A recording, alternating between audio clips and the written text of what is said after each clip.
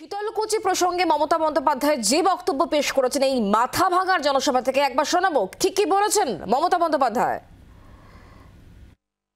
ভুলে গেছেন শীতলকুচিতে ইলেকশনের সময় লাইনে দাঁড়ানো 5 জনকে গুলি করে মেরেছিল, তার মধ্যে 4 জন সংখ্যালঘু সম্প্রদায়ের আর একজন রাজবংশী ভাই ছিল।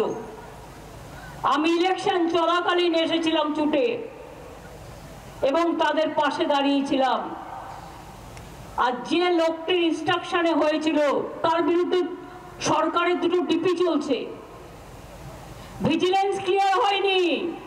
আমরা স্টেট গভর্নমেন্ট থেকে অবজেকশন জানানো সত্ত্বেও ভারতবর্ষের সরকার তাকে ক্লিয়ারেন্স দিয়ে দিয়েছে। তিনি আবার বীরভূমে গিয়ে দাঁড়িয়েছেন, বলছে আমি ওখানে এসডিপিও ছিলাম। So what? তাই বলে আমার কোনো অধিকার নেই যে আমি একটা পার্টির দালালি করে আমি মানুষের প্রাণ কেড়ে নেব।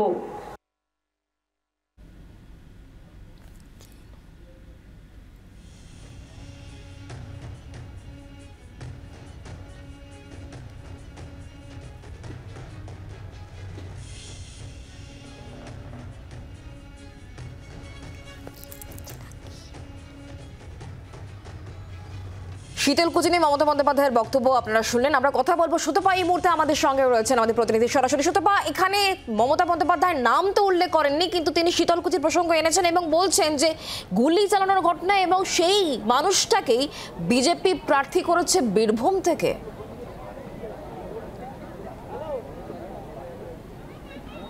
একদমই তাই। আমরা সকলেই জানি যে মমতা বন্দ্যোপাধ্যায় তিনি যখন কুচবিহারে আসছেন অবশ্যই শীতলকুচির প্রসঙ্গ তিনি টানবেন এবং ঠিক তাই শীতলকুচির প্রসঙ্গ তিনি টেনে আনলেন এবং সেই সময়ের ঘটনা বলার পাশাপাশি সেই সময় যিনি দায়িত্বে ছিলেন সেই যিনি বিজেপির প্রার্থী হয়েছেন তারও নাম না উল্লেখ করে মমতা বন্দ্যোপাধ্যায় পরিষ্কারভাবেই বললেন যে তার বিরুদ্ধে এখনও ডিপার্টমেন্টাল প্রসিডিং চলছে, অথচ বিজেপি তাকে প্রার্থী করেছে এবং প্রার্থী করে তাকে বীরভূমে নিয়ে গিয়ে তাকে প্রার্থী করা হয়েছে।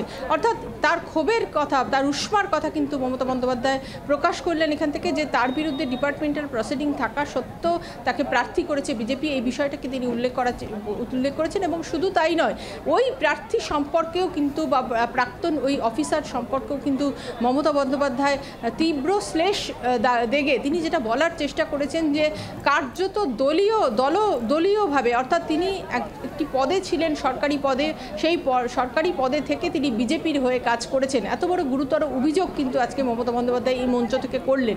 কাজেই খুবই তিনি প্রত্যাশিত ছিল যে শীতলকুচির ঘটনা টানবেন মমতা বন্দ্যোপাধ্যায় এবং সেটাই দেখা গেল। এবং শুধু তাই নয়, তোপ দাগলেন সেই পুলিশ আধিকারিককে যিনি সেই সময় দায়িত্বে ছিলেন এবং বর্তমানে যিনি রিজাইন করে বিজেপির প্রার্থী হয়েছেন।